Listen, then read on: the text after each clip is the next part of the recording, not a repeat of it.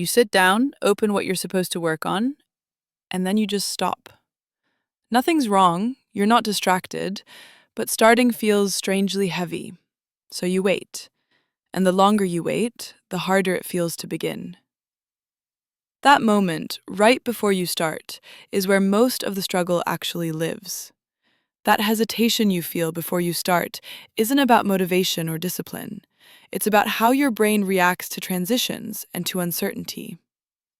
We'll look at why beginnings trigger resistance, why the first step feels heavier than the rest, and what actually helps your brain move forward.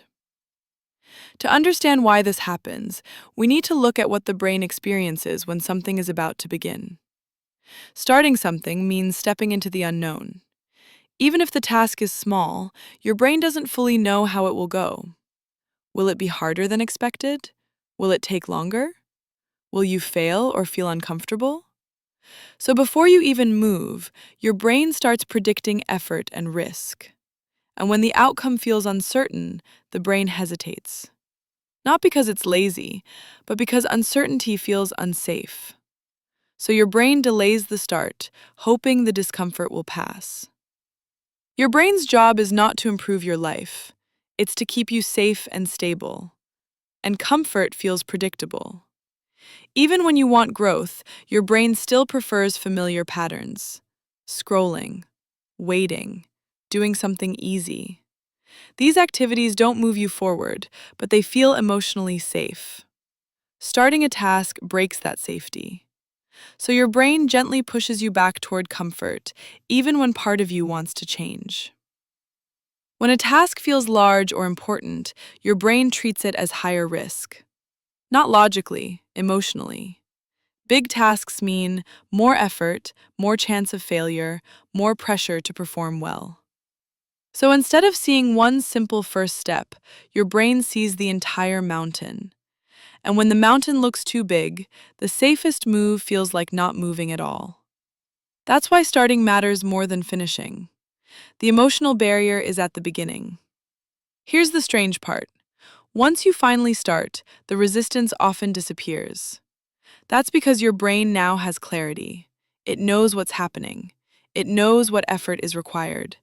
And certainty feels safer than imagination. So the hardest moment wasn't the work itself.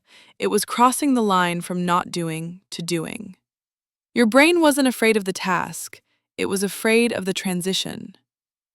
There's another reason starting can feel heavy, and it's more emotional than practical.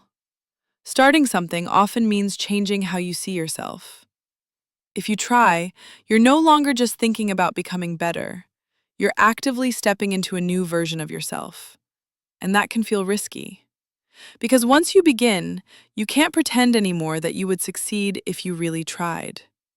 Trying makes things real, and real things can fail.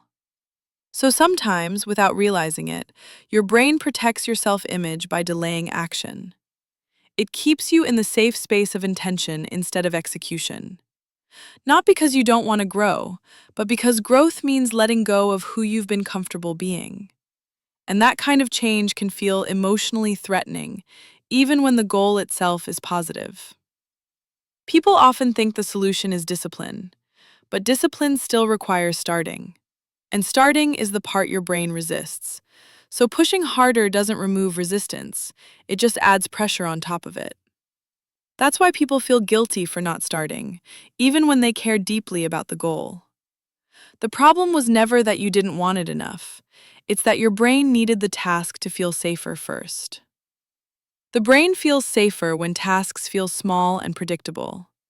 So the goal is not to finish, it's to make the first step feel harmless. Not work on project, but open the document.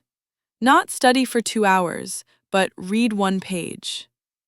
When the brain sees a step that feels manageable, it stops resisting and allows movement. And once you move, momentum usually follows. Starting small isn't lowering your standards. It's working with how your brain actually functions. If starting has been hard for you, try not to treat it as a personal flaw. It doesn't mean you're unmotivated.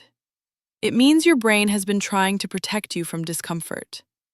So instead of waiting to feel ready, try making the first step feel safe. Not impressive, not perfect, just possible. Progress doesn't begin with motivation. It begins with permission to start small. And sometimes, that's enough to change everything. Starting is hard for everyone sometimes, even when it doesn't look that way from the outside. So be patient with yourself when you feel stuck. It doesn't mean you're failing. It means you're human. Thank you for taking the time to watch this, and I really appreciate you being here.